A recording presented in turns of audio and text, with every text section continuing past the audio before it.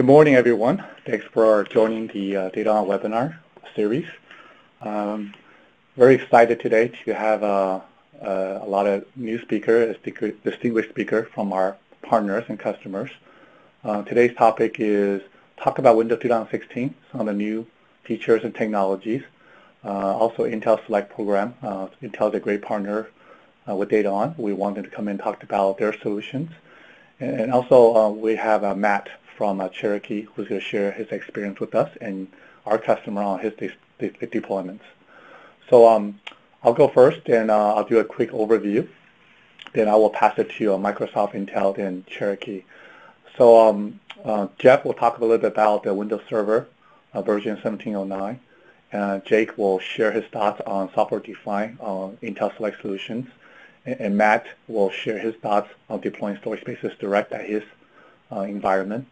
Then we'll wrap it up. And then we'll have a Q&A session towards the end to make sure we can answer your questions. And feel free to ask your questions throughout. And we'll be documenting down the right-hand side for the right talk. Some housekeeping, make sure if you can mute your phone during the webinar. Chat window is open. We have a live Q&A if you have questions. The speaker can help you answer those questions. We have the social media tags for all the speakers, so if you feel like reaching out to them, you could reach out to them and ask specific questions. Okay. So let's get started. I think the first thing I want to talk about is just on the key industry trend and driver. I share the same slide every time because it hasn't changed much as what's driving the technology. Software-defined data center is definitely becoming mainstream, leading by Microsoft. In the technology side, with Moore's Law, you can see the changing of processor platform moving to Purley now. Majority of our platform now is moving to Purley with the new feature and technology and data sets.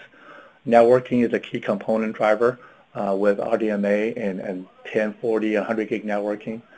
You can see a lot of improvement in storage, SSD, HDD, a lot of new media technology coming out, and how we're able to take advantage of these technology, especially with Microsoft. Different form factors, different connectivity, and the NVMe Fabric is a big topic that we hope to touch on the next webinar, and you'll see those coming in. And lastly, really monitoring management of your solution, making sure that as you look for alternative solution in Windows, you have the right infrastructure monitoring system, automation process. So all these are key drivers that continue to drive technology forward and how DataON work with our partners to make that happen. Software design data center is definitely one of the key drivers and projected to grow. Hyper-Converged infrastructure is taking off, going to be $5 billion by 2019. And you'll see that more enterprise capability are being added into the solution, whether or not it's hyperconvergence, whether it's replication, or moving to Azure cloud. So all these are key technology and infrastructure that's driving demand, especially on Windows 16. DataON continue to be singularly focused on Microsoft solution, and we want to continue to work with our customers. And we see that this year has been a transition point for us. We have 600 unique customers now running Windows, and we have now deployed over 120 petabyte with their storage. As a trusted provider of Microsoft solution, we see more and more enterprise customer, hosting customers coming to the Microsoft architecture, whether or not it's hyperconvergence, whether or not it's converged architecture, shared storage, or backup. You'll see the transition of customer becoming more apparent from small, medium enterprises and now to large corporations, really moving into Windows and working with DataON for their solution. Lastly, I think most important is as we move to the hyper-converged infrastructure and new technology, we want to make sure that DataON as a company provide you a turnkey solution, a solution that's not just selling hardware, but a solution that allows us to provide you the entire experience to make sure we can give you the right solution and ultimately help you deploy that solution and maintain it so you can run your workload effectively in this architecture. With that, I'd like to pass over to Jeff from Microsoft, and Jeff will talk to you about what's new on Windows 16 version 1709. Here you go, Jeff. Thank you very much, Howard. It's a pleasure to be here. So it's really fantastic to sit back listening to Howard, and I was going to put in a bunch of slides around industry trends and market drivers, but as we were preparing for this webinar, I looked at what Howard said, and I was in his opening remarks, and I thought, well, we are pretty much seeing the world in a very similar lens here. We are definitely seeing a lot of people that are looking at older hardware, older platforms, people that have had servers that are around, for much longer than they would have liked, maybe 4 and 5, 6 years old servers, and are now taking a look at going, yes, I'm going to move some things to cloud, but at the same time, there are some things that I'm going to continue to run on premises. And for those cases, I'm ready to buy some new hardware. I really have reached the point where, the platform has greatly changed. Over the last few years, I've seen a lot of people look at their existing servers and say, you know what, let me just upgrade some of my old servers, take out some of those spinning disks and put in some flash, or add a little bit of extra RAM and see if I can get a little bit more mileage out of it. And really what I'm seeing is I'm seeing a real shift now. I think there's a pent-up demand for new solutions and new hardware. The new Purley systems are fantastic, but what you're seeing is really a change in the platform. You're seeing, number one, better security. You're seeing servers now with TPM 2.0 on the motherboard. This is something you couldn't even get 18, 24 months ago. You're seeing servers now with much higher core counts where, 6 and 8 cores per socket used to be standard. Now it's way over 12, 16, and higher. You're now seeing, hyper-converged deployments are something that's extremely popular. People are looking at this going, look, in the past I'm used to having, a bunch of servers and maybe some additional storage externally, but what about being able to buy these servers that are filled with lots of cores, take advantage of new platform enhancements, take advantage of flash, put these in hyper-converged deployments, and get some fantastic new capabilities and technology in deploying new server platforms. So what we saw we really saw that culminate in the launch of Server 2016. We saw that at Microsoft Ignite, this past Ignite in September, where we were there talking about hybrid cloud. We spent a lot of time talking about hybrid cloud as well as hyper-converged. And turns out these were the top attended breakout sessions. Introducing Server 1709 was very, very popular, but we were talking with lots of customers and lots of partners who were very interested in understanding, number one, how can I embrace hybrid cloud? And number two, for those things that I'm going to keep on premises, how can I start to modernize those things? And in some cases, you know what, I'm looking at my platform. Some cases I'm looking at virtualization. Some cases I'm looking at moving my older applications that are still important to a modern platform and looking at containers.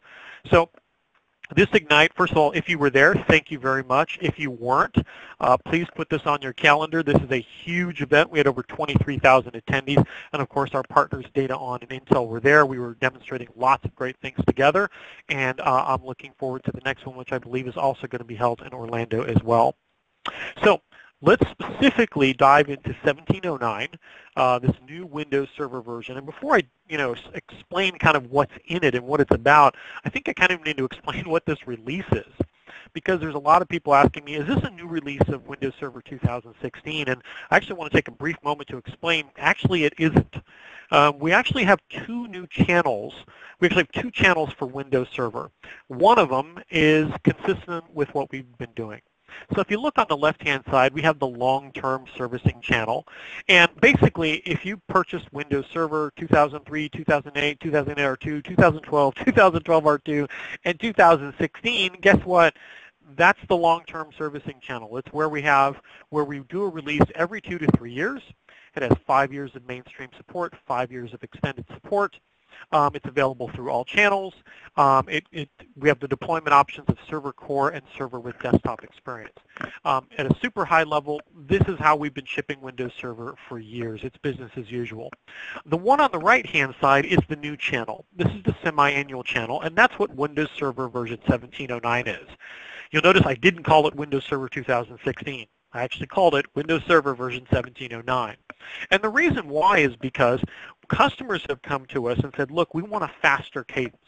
We actually want to be able to write new applications. We want to take advantage of modern application platforms and modern tooling, and we want to be able to innovate faster. And a release every 2 to 3 years just isn't going to cut it for us. That's why we have this new semi-annual channel. This is for enabling faster innovation. We release this every 6 months. It's supported for 18 months. It is a fully supported release. It is a fully PSS supported release, so you can deploy this with confidence. It's available for standard and data center.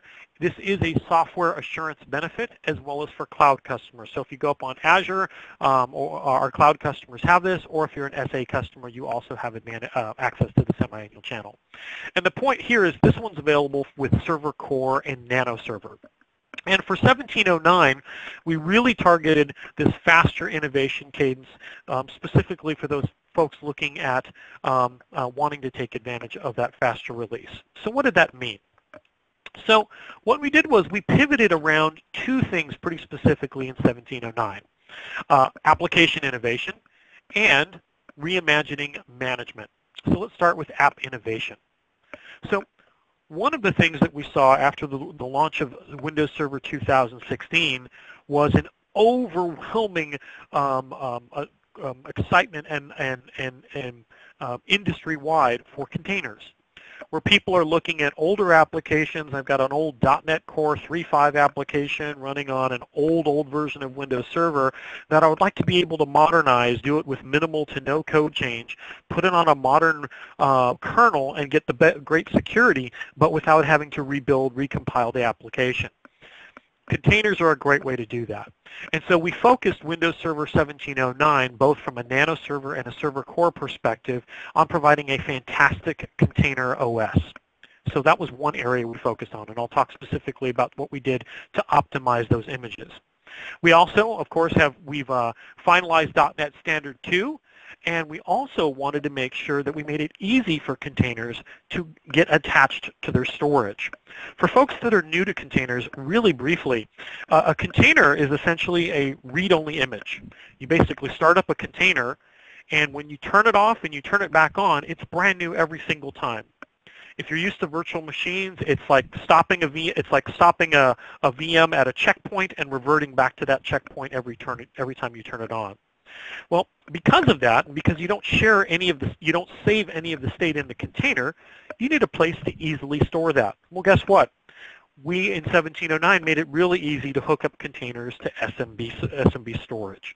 So if you're using, for example, DataON solutions which support natively SMB, guess what? We want to make sure the containers can plug right into those storage solutions. And then, of course, we also took the container work that we did in 2016 and we took it to a major step forward by enabling Linux containers. So now with Windows Server version 1709, not only can you run Windows containers, but you can run pretty much any container you want. You want to run a Ubuntu container, a Red Hat container, a SUSE container, a Debian, you name it, doesn't matter. We can run it all. And these are true Linux containers. This is not an emulation or whatever. This is not using the subsystem for Linux. This is the true Linux kernel running there and allowing you to run Linux containers and Windows containers side by side. And this is something that's really important because as people set up their infrastructure, this way they can standardize their hosts and they don't have to make a decision about, gosh, if I'm going to run a Linux container, I'm going to need a Linux host, or if I'm going to run a Windows container, I need a Windows host. No, it doesn't matter. You can standardize on Windows, get our Hyper-V isolation, and then deploy whatever you want and even run these containers side by side on the same server.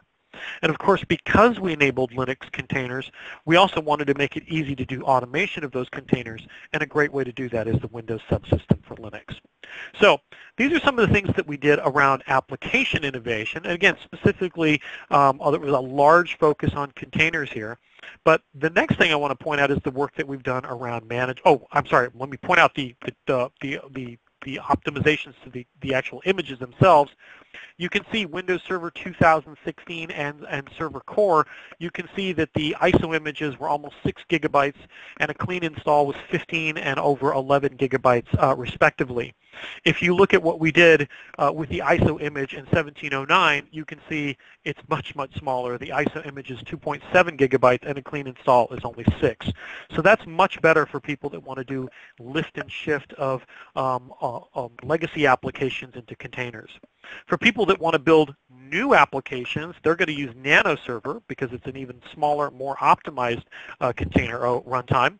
And you can see here we went from 383 megabytes of the base image to 78 megabytes. We're talking teeny small. And if you add the .NET Core runtime, it went from 413 megabytes down to 107. So you can see these are dramatically smaller. And I include both the compressed size, because that's what developers think about when they're, for download sizes. And then the uncompressed size is still extremely small, going from a gigabyte down to 195 megabytes. So some major improvements there in terms of optimizing server core in Nano Server for containers. Next, let's get to management. So this is an area where we want to spend a lot of time looking about how we can reimagine the management experience. And what we looked at is, if you look historically at Windows Server, it has grown organically. So we have MMCs if you're running the file server or a domain controller or Hyper-V, or if you need to go look at eventing, you're going to bring up the event viewer. If you need to look at performance monitoring, you'll bring up perfmon or event view or a task manager. What we want to do is we want to simplify all these. We want to integrate these, and we want to make this extensible so that our great partners, for example, at DataON, can plug right in. So what we've been working on is, in fact, Project Honolulu.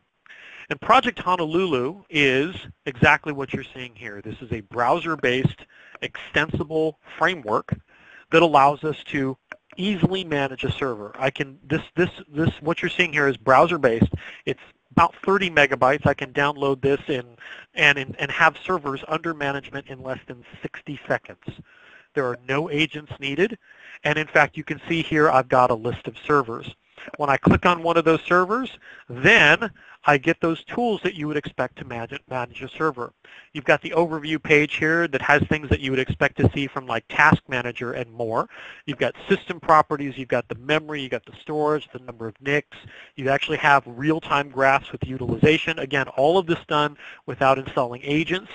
And if you look at the tools on the left-hand side, you can see it's much more than just Task Manager. You've got things like certificate management, a device management, a file explorer, firewall configuration, users and groups, Hyper-V, the registry, storage, and much, much more. So if you also notice that every one of those tools on the left-hand side, every one of those items under tools is actually its own plugin. So we built Honolulu to be extensible, and in fact the team uses that extensible every single time. So I'm going to move along here and show you also, here's a good example of devices. So here you can actually see and manage devices remotely, all of these things from Honolulu. And more importantly, what we want to do is not only give you server management, but we want to extend this and make this better than anything we've ever had in the box with MMC. So we have we have server manager. We also have a failover cluster manager to manage your clusters. And then the last one, we have this one called Hyper-Converged cluster manager. And if you take a look here, this is all running in Honolulu, and you'll notice for the first time ever, this is actually looking at a hyper-converged cluster. This is not looking at a single server. This isn't looking at just one instance. This is actually looking at a 4-node cluster. And you can see right here, highlighted, it's the Hyper-Converged Cluster Manager. You can see that when I go here immediately to the dashboard, it says, hey, you know what? You've got a couple of things you need to look at. It looks like you're getting low on storage, so you have an immediate view of that. I can see my overall cluster performance. So again, I can see my storage, IOPS, my latency, my throughput. And when you enable this, you get all of the historical data. So I get hours, days, months, years. That's automatically enabled for you. And of course, if I want to see my overall resource usage again for the entire cluster, there's my CPU, memory, and storage usage. So what we're delivering here is something that's never been delivered short of, using System Center, and we want to make it really easy for you to be able to manage a hyper-converged cluster. One of the scenarios I think about, and I hear about this from a lot of customers, is folks who say, look, Jeff, in my data center, I got racks and racks and racks of servers and stuff like that. For that, I'm going to use System Center. I get it. But I have branch offices. For example, I met with one of the largest school one of the largest state school systems in the United States, and they basically said, Jeff, we've got hundreds of schools. Okay, we've got schools all over the place, and we'd like to be able to manage these remotely. And by the way, in these schools, we want to be able to roll in just a few servers because there's some things that need to run in each school. It would be great if we could roll in 4 servers, for example, and have an easy way to manage it. Well, this is exactly what we're looking at with Honolulu. I want you to be able to roll in 4 servers, hand you a Surface tablet or a tablet, and manage all of this from a touch-friendly HTML5 interface. And that's how we think about Honolulu. So, hot off the press, one of the things I wanted to mention is we literally released this, the first technology preview back at Ignite in September, but we've actually just released an update. And one of the top requested features was a PowerShell console. Well, spoiler alert, it's now in there. So you can see we've added a new PowerShell console. And you may be thinking, wait a minute, Jeff, why is there a PowerShell console on a GUI? Well, because we know that for the things that you do very often, you may want to be able, there are times where you want a GUI, there's times when you want a PowerShell console. And we don't think it's one or the other. We want to give you the best tools and give you the right tools for the right job. So here we have an integrated PowerShell console that is now included in the latest Honolulu update. The other thing I want to point out is remote desktop. So remote desktop is now also built into Honolulu as well. So for example, if I need to log into a server that does require a GUI because I'm using some legacy application that requires a GUI, not a problem. Here's remote desktop, and I can RDP into a system. And by the way, this can all run on Windows 10. This is in fact running on my Surface, my personal Surface, running Windows 10, logging in and managing my servers. And by the way, all of my servers are running Server Core. This is actually running inside of a VM where you can see the GUI, but all of the systems running on my hardware are running Server Core, and that's because I'm managing it through Honolulu. So pretty awesome stuff here. So one question I see here is, when will Windows Server 1709 enable support for S2D? So in terms of 1709 specifically, 1709 was very much focused on container support. So it has support for containers. S2D, as you know, as you're mentioning right now, it's not enabled in 1709, but in fact, if you start using the new Insider Preview builds, you will find that in fact S2D is back and enabled, and in fact you're going to start to see much more features enabled there, and I'll get to that in just a moment. One thing I do want to point out is for WSSD solutions, certainly we have a lot of partners. You'll notice, yes, there's DataON at the very bottom. We are super, super thrilled to have these guys as fantastic partners. We do have a poster that you can download that talks about a whole bunch of these features and technologies. One of them that's near and dear to my heart is not only storage and storage spaces, but the work that we're doing in RDMA. With RDMA, you can then get ridiculous performance without using any CPU overhead, so that you can use your CPUs for doing what you want, which is running VMs. Without RDMA, then all of a sudden your CPUs actually have to do a whole bunch of work managing the storage below, doing a whole bunch of copies, and it actually minimizes and reduces the scale of your overall hyper-converged deployment. That's something that only Windows Server has, as we have baked in RDMA support. In fact, we've had RDMA built into Windows Server going all the way back to 2012. All right, so before I pass this back to Jake, does this support S2 2016 long-term? Absolutely. If you want to do storage spaces direct, in fact, that is the way to do it. If you want to run storage spaces direct, you should absolutely be doing it with Windows Server 2016. Those are the solutions that we are building right now with DataON, and you're going to see us doing even more with that. If you want to know more about what we're doing in Windows Server, you should be joining the Windows Server Insider program. So we've had an Insider program for Windows Client now for quite some time. It's been extremely popular. Well, just in the last few months, we've added this for Windows Server as well. You can download Insider Preview builds, which are for the next release, which will be 6 months after 1709, which is not only going to have S2D support enabled in it, but it's going to have a whole bunch of new features. So spoiler alert, yes, like I mentioned before, the semi-annual channel releases occur every 6 months. We're already working on the next one, and it's going to have a whole bunch of new features. That one's going to have a lot more focus coming back into the storage world. So lots of excitement. So with that, I know I probably used way too much of my time, and I'm going to pass it on over to our friends over at Intel, to Jake Smith. Jake, the floor is yours. Jeff, thank you so much. Well, I think, one of the things that is really exciting about the work that we've been doing with the Windows Server team is that we've been able to define a set of configuration standards. And so through the Intel Select Solutions program, we have been able to identify the key areas that our customers need to upgrade. And so the work that we've done with Howard Lowe and the DataON team has provided us the capabilities to introduce what we call Intel Select Solutions for Windows Server Software Defined.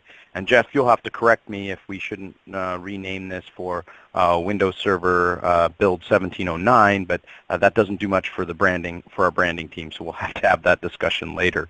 But what's really exciting is that we are building a platform that now can not only handle virtualization, can not only handle containers, but now it provides a very clear opportunity for customers to upgrade from their previous generation technologies to a future generation that is optimized for performance in cache management, performance in NVMe management, and then overall in performance upgrade overall from any previous generation that Intel has introduced to this point. So what does it really mean, and why did we create Select Solutions? Well, for Intel and working with Microsoft and with our key partner DataON, it was really about transforming your data center into a strategic asset. Too much has been made about, do I have the right server? Do I have the right driver stack? Do I have the right security? We view your infrastructure as a strategic asset, and it should deliver new values to you and your organization as your organization progresses. So the number one criteria that we look at for Select Solution is performance. Is it giving the organization the speed and agility required to compete in the new digital world?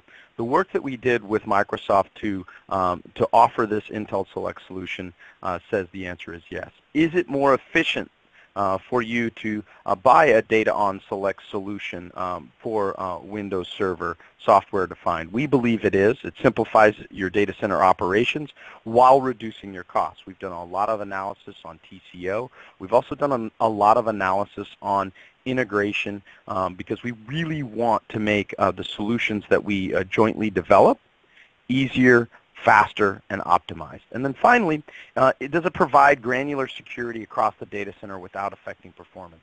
That is a mantra that we live by at Intel, is we want to offer our customers security without compromise for performance. So how does that actually translate itself into things that as customers we can take advantage of? So, if you take a look at Windows Server 16, it's got built-in hyper-converged capabilities. I would argue the most hyper-converged. Build 1709 is the most hyper-converged software offering in the market today. It provides, the ability to have more cores. With the new Intel Xeon Scalable platform, we have up to 28 cores per CPU. We've doubled our advanced vector extensions, or AVX 512 extensions, to deliver up to 1.65 times average generational performance gains. So we're 65% faster than our previous generation, and up to 5x faster than our generation just 2 generations ago. So if you had purchased a server 5 years ago and had been waiting for when you were going to upgrade, now is really the time to upgrade. We're talking a 5x performance that delivers up to a 65% lower TCO generation on generation. We actually haven't been able to calculate what the TCO improvement is from 5 generations ago or 3 generations ago, because the performance is that much better. But what it does is it allows you to have hyperconvergence, networking, and container advancements with new compute, compute instructions, new storage capabilities.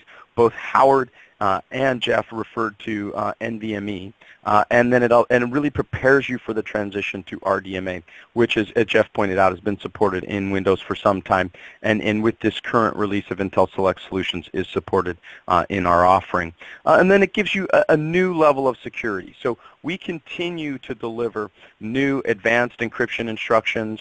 AES&I is the term that we use inside of Intel. We continue to deliver advanced encryption instructions. We continue to deliver additional firmware instructions in the new Intel Xeon Scalable platform. The code name for this processor is the Skylake CPU, and that code name CPU comes with new instructions for additional security enhancements. And so, you know, when we look at it overall, we said Intel Select Solutions has to deliver on this premise. It has to manage an increasingly complex range of mission-critical workloads, as well as legacy workloads.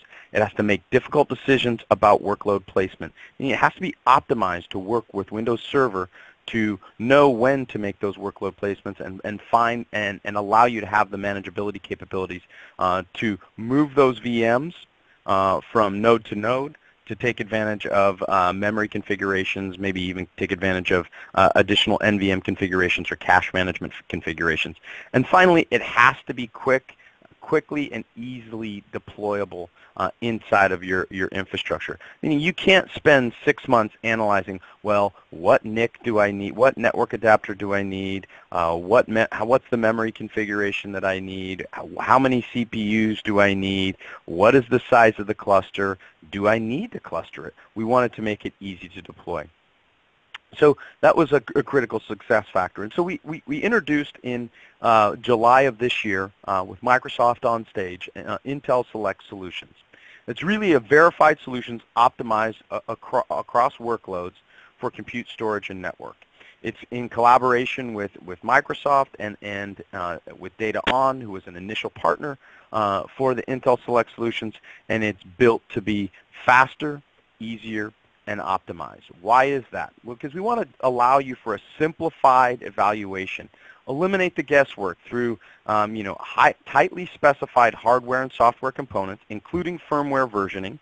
We provide those best-known configurations to DataON. DataON then adds their secret sauce for manageability and performance, and provides you a very seamless capability to move from this generation and the next. We want to make it fast and easy to deploy, meaning we've actually got predefined settings and system-wide tuning that we've worked with DataON to ensure is in place, and that Microsoft then verifies to ensure that it actually meets the 1709 build requirements. And then we actually benchmark it for specific workloads to allow DataON to actually know where, to allow DataON and their customers to know where the performance baseline is going to be for our base configurations as well as our plus configurations. As an example, you have the ability to do an all-flash capability with Windows Server. It might be a little more expensive than most people want to pay, but you also want to have the ability to look at these potential configurations and say, you know what, that all-flash solution is a little bit out of my performance characteristics and my price range. But you know, the base configuration that has a combination of flash and non-all-flash solutions in what we call the capacity storage space will provide the right TCO benefits for my organization. And then finally, it really is about transforming your infrastructure with a lower investment, reducing the time required to evaluate, select, and purchase Windows Server Software Defined or Build 1709, perform a verified specific benchmark that you can know that we have not only verified it, but in many cases we've worked side by side with DataON, and in this particular case we have with Howard Lowe and his team to make sure that it's built, not only built, but actually that it delivers on the performance promise that both Microsoft, Intel, and DataON want to deliver to our customers. And with that, I'd like to turn it over to Matt, who is a customer, to talk about the solution that they're deploying at Cherokee County. Thanks so much, Jake. It's nice to see that Intel is continuing to innovate on the hardware side, and of course Microsoft on the software side with Project Honolulu. It looks very, very exciting. Very, very much looking forward to getting more into that. So I have to get through some of these slides here. Okay, so I have 12 years of experience in education. Been with Cherokee County for about 3 years now. I help manage the network infrastructure here, as well as the virtual environment and the configuration manager environment. One of the challenges that we had was that a lot of our current storage and compute was just so fragmented. We had some, the local storage, we had some older SANs, we had SANs that really had no business doing virtualization at all, but they needed to just because of the funds that were available. And two, we had a few things we were going to bring on premise. We had a hosted HR payroll system that we weren't really getting the performance we wanted out of it. We had no control over that either. We didn't have the ability to increase memory, CPU, disk, what have you. We also had a online registration system that we're going to take advantage of to kind of go paperless for all of our new students that are registering with Cherokee County. So we needed something that would be very consistent and very performant. So Cherokee County is located about 30 minutes north of Atlanta, and we are the 8th largest district in Georgia. We have about 42,000 students and 5,000 staff, and we manage a lot of stuff, 40,000 computers and 5,000 iPads. So we needed a very robust virtual environment to be able to host our configuration management infrastructure in, and also to be, like I touched on earlier, with HR payroll and the paperless online registration system. So I kind of included a few photos of what we were working with prior to going with DataON, but as you can see, just some older Dell SANs there. I'll have a new one there as well, and then of course on the right-hand side, the trusty Dell 2950. You can't really kill those things, but ultimately they don't offer the performance that we need for today's needs. And as you can see, we had a bit of local storage, also a SAN that was incredibly so, and then a nice hybrid array there too. So the thing about Hyper-V that I really was intrigued about was the fact that really it's as good or as better than VMware in a lot of respects. A lot of the things we were paying for in VMware we just never used, and it didn't make sense for us to continue to pay for the features that we just never touched. And we felt like Hyper-V as a platform was incredibly stable now. And in fact, we kind of piloted it here and there, and we really felt good about using Hyper-V as a platform. And two, it's very intuitive. A lot of the management tools that are available today, of course, is the MMC that's very familiar to everyone, and especially in our district or on our network team here. So that was nice to be able to just kind of dive right into that and not have to worry about setting up a complex management infrastructure just to manage our virtual machines and do live migrations. One of the really, really neat things to me was how easy it was to do maintenance in Hyper-V. Just draining since they're on a cluster, very easy to drain the nodes, do the maintenance you need to do, verify that your virtual disks are healthy, and then bring it back online. So I was very, very impressed. We did that actually a couple weeks ago. So it's very, very easy to do maintenance, very, very easy to manage, and the tools are very familiar. And specifically with DataON, I went to Ignite 2016 when I was in Atlanta and had a really good session on software-defined storage, and DataON was one of the featured partners. So that's kind of where I first heard of DataON. So I reached out to Howard and kind of set up a meeting with him to talk more about it. But I really like the fact that Microsoft seemed to highlight them, seemed to have a good relationship with them. And that's one of the things about DataON is they have really good relationships with their partners, and they will take care of you. Anything that you need, if you ever run into any trouble, they'll help you out there. Another thing that we really liked about them was the fact that talked to a few other vendors, but ultimately they were the only one that carried the software-defined data center certification. I thought that spoke volumes, and they had a lot of real-world deployments of S2D. In fact, I think Howard mentioned earlier in the webinar that they've done about 600, so that definitely made us feel more comfortable going that route. And just touch on real quick, since we're looking at a picture of our data center, we have two data centers actually. One of them is here in our office, and the other one is at one of our middle schools, actually part of one of our newer middle schools that we use for a DR scenario. Another thing we were looking for that we just couldn't find with some other vendors was the ability to just get super high performance in networking. Nobody seemed to be willing to go above 10 gigs. I don't know why that was so foreign to some other vendors, but they didn't feel comfortable with it for whatever reason or another.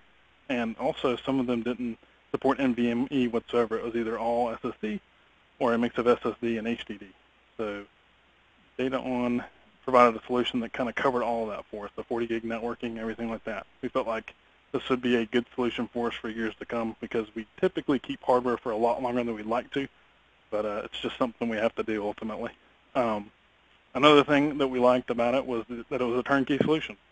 So Howard and his team have worked with multiple customers, and I think at the time when I engaged Howard, they had already pretty much done 6 months worth of real-world deployments, learned a lot of good things from those, and developed a good set of scripts that will help you get your environment staged up. I mean, they literally do everything for you. You had to plug the equipment in, and they'll set up all your storage pools. This is really software-defined networking. It's all done by the scripts that they provide. So it's very, very, very nice, and helped us deploy it, within a day or two, versus if we tried to do that on our own. I can't even imagine how long it would take, but very much appreciated there. We also like the Must monitoring tool. It's just very intuitive. It's got a good graphical interface. We actually feature that in our NOC there across the hall from me. We have 4 screens that we kind of use to monitor the health of our network, and it's very nice to show that and just kind of get a good snapshot of where we're at there. And to the alerting that you can get with that as well. Very nice. One of the biggest challenges that we have, and something that I haven't seen a ton of in online, when you just do research online, is that nobody really touches a whole lot on networking. How do you integrate this with your core network infrastructure? And at Cherokee County, we use Alcatel-Lucent Enterprise for our core switches, and they're not a huge, huge vendor. Cisco obviously has the lion's share of the market there, but I only wanted to highlight this because of the fact that really it doesn't matter what your core switch is. As long as they follow IEEE standards, it's going to work just fine. You can use, Juniper or whoever, it doesn't matter. They should support it just fine. So one of the things that we wanted to do, not just to have an active passive link, but we really wanted to take full advantage of the bandwidth that we had available to us, because our end of row switches, they were in the link ag, so we'd have 20 gig from each row back to our core. We figured that we could take the 2 links that we had from our Mellanox switches and link them up to our core at 80 gigs. I think our original configuration didn't do that. I think we were just in a kind of an active passive configuration. So I reached out to Howard and kind of told him what I was hoping to accomplish, and he put me in touch with someone at Mellanox, very helpful engineer, that suggested we implement MLAG on the Mellanox switches. And so we worked with him because the documentation online was not exactly clear. In fact, one of the things that the documentation alluded to is that you should disable spanning tree, and that is a very bad idea. Do not disable spanning tree. You will cause a network loop. So anyway, he was able to clarify some of the inconsistencies in documentation. And then on the Alcatel side, very simple dynamic link ag using LACP 802.380. Got that taken care of there. So just one more time to reiterate, definitely need spanning tree if you're going to use MLAG. But ultimately, you get nice performance. You get 80 gigs worth of performance. We have an 80 gig from our nodes to our core network. And another thing I want to touch on, because it is a VMware to Hyper-V migration, we found that one of the things that worked out really well for us was to use Microsoft's product Data Protection Manager to do bare metal recoveries for our migration. I think in the beginning, we were just using a tool to do the conversion, but we felt like the bare metal recoveries worked a lot better for us, a lot faster to do the migration overall. Worked out really well for us. So no matter if you're coming from VMware to Hyper-V specifically, you may want to try to look into whatever your backup solution is to take advantage of that bare metal recovery instead of using the tools, because it does take a lot less time. And Howard, I think I covered everything, so I'm going to go ahead and pass it back over to you. Thank you, Matt. Thank you, Jake and Jeff. I will kind of wrap up a little bit here in 10 minutes to share with you some of the new stuff coming out from DataON, working with our partners. I think to start off with is making sure that the partner you choose are really truly certified. We spend a lot of time on certification, making sure that our technology, our product are achieve the highest certification on Microsoft. So Windows Software Defined, as discussed by Jeff, is very important to make sure that the partner you choose have those certain certifications, because these are solutions that's pre-validated, and make sure that it's turnkey solution. We are moving to Purley, and a Purley platform will allow us to take advantage of the technology integration, the new CPU, the new chipsets, the platform. So Purley is the direction we're going, and working with Intel Select is one of the key reasons to make sure we have a complete solution on the hardware perspective that meets the performance requirement of Storage Spaces Direct. Taking advantage of technology, whether or not is the Optane technology, whether or not is all the new SSDs, is important. So making sure you have a solution that's designed to fit your workload, right? And not every single workload needs all flash, but making sure you understand your workload and make sure you have the right design for your workload. Howard, this is Jeff. If I could just take a moment, go Sure. back to that last slide for 1 second. I think that last slide is really fantastic, because what you're showing here is you're seeing the convergence of what DataON, Microsoft, and Intel are all doing together. And the important thing to understand is when you're building these solutions, you really want to avoid bottlenecks anywhere. Once you start to realize, okay, I'm going to move to Flash, and I'm going to populate with NVMe, and I'm going to populate with Optane, and I'm going to populate with these really fast SSDs, and now I'm going to populate this with the latest Purley, Skylake processors, Purley platform, all of these things go together, guess what? Then your limitation becomes your network. And that's where the work that we're doing, both enabling the hardware and what we're doing in the OS and all of these different layers, makes this so important. Because I heard the last gentleman talking about how they were getting, how they're using 40 gigabit RDMA, and how they were surprised at how it wasn't as common as you would expect. Well, that's, I think, goes to the expertise that you guys do at DataON. The fact that you guys know how to configure these and build these fantastic, extremely tuned systems that use Windows Server and get the absolute best out of the Mellanox networking, the Intel platform, to deliver these fantastic performing solutions. I mean, 3.2 million IOPS performance. That's really fantastic. So hats off to you guys, and it's one of the reasons I was excited to get onto this webinar, because folks, if you are looking for a WSSD solution, I cannot recommend DataON enough. These guys do great work, and this is just one example. Thanks, Howard. Hey, thanks, Jeff. Yeah, that's absolutely correct, Jeff. And sorry, Howard, to cut you off, but I just, working with DataON has been a pleasure. And as Jeff pointed out, 3.2 million IOPS is nothing to sneeze at. And the ability to integrate that performance, it's just incredible, to think that 5 years ago you would be lucky if you could get 500,000 IOPS out of your systems without fully customizing everything, and to think that DataON can build a system that you can scale at 3.2 million IOPS of performance and above as we introduce Optane and next generation capabilities with the Purley platform. It's really exciting. I don't think a lot of people really understand IOPS performance, but I mean, it's 5 years ago, not even much longer than that.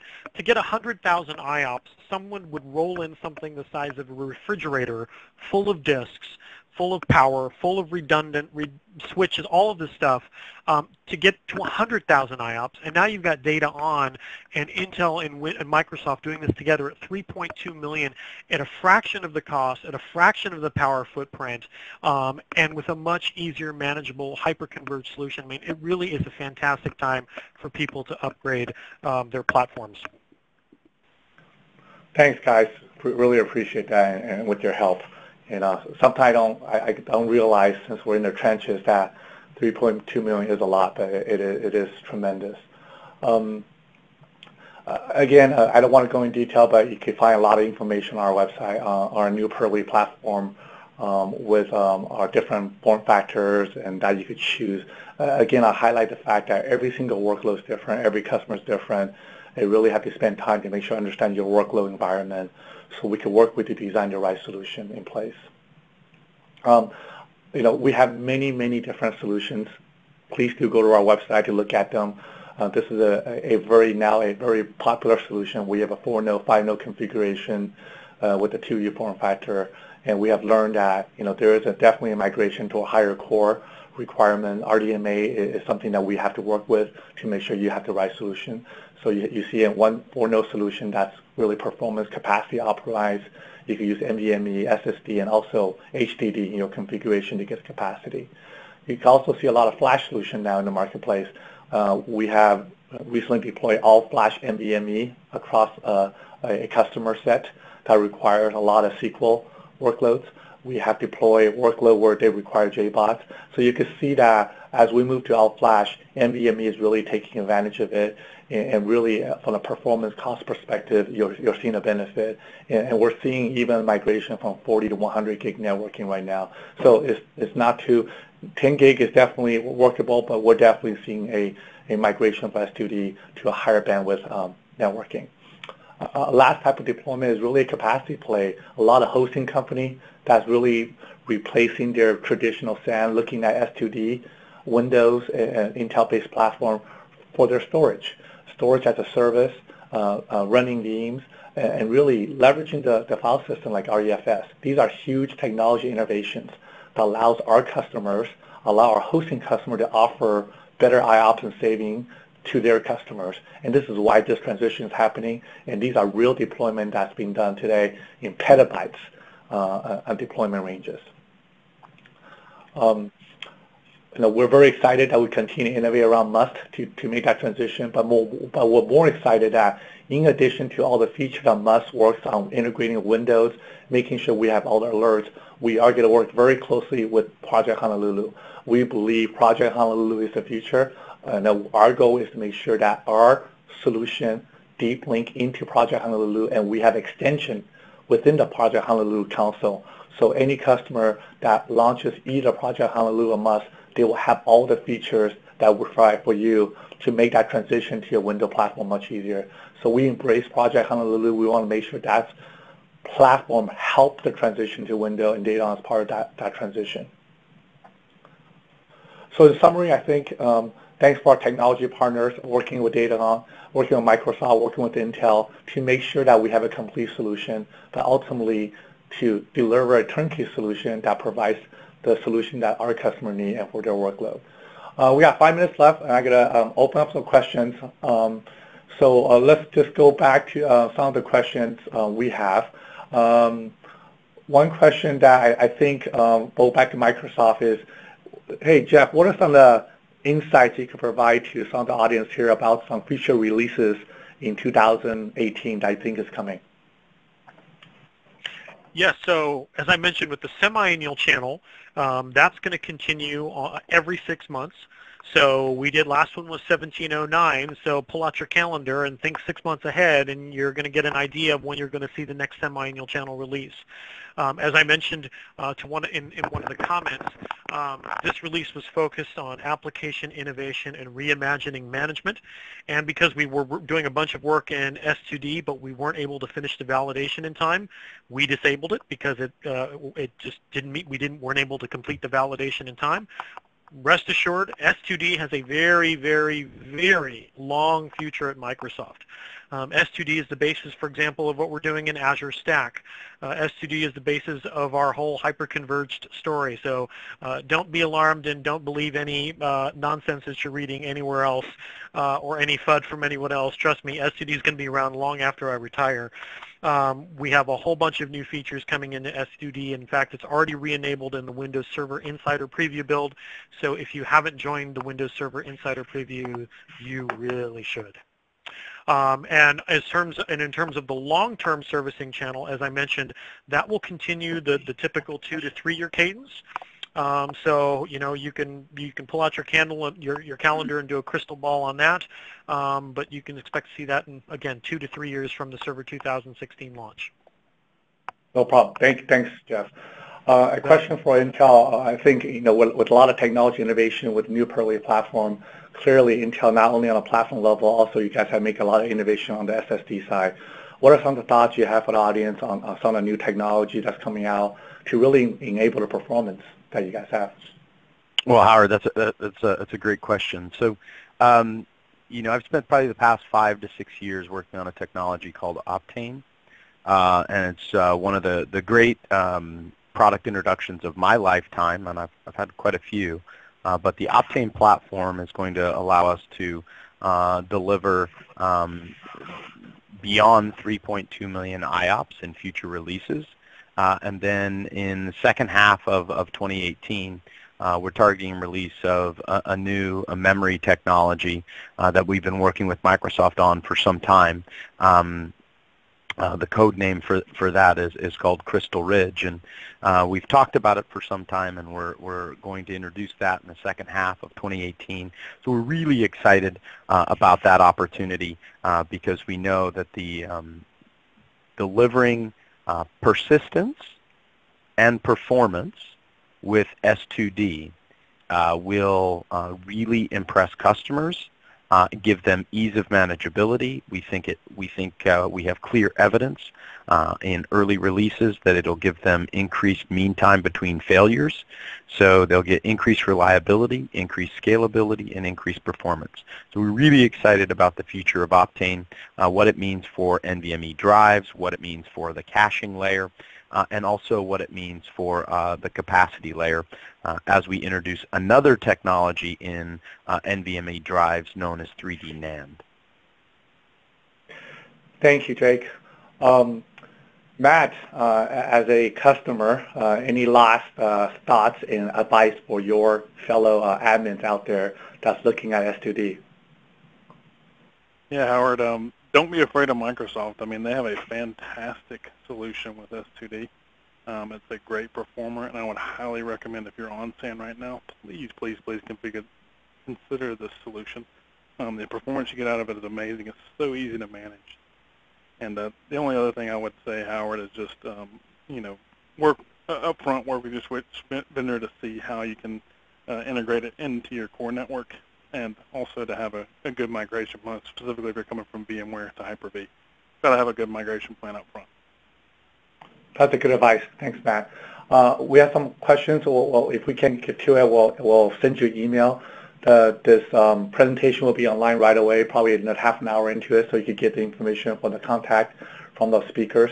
Thank you guys for attending. Really appreciate it. A very good webinar, and we look forward to chatting with all of you in the future. Thank you. Thank you, all the speakers. Have a great day.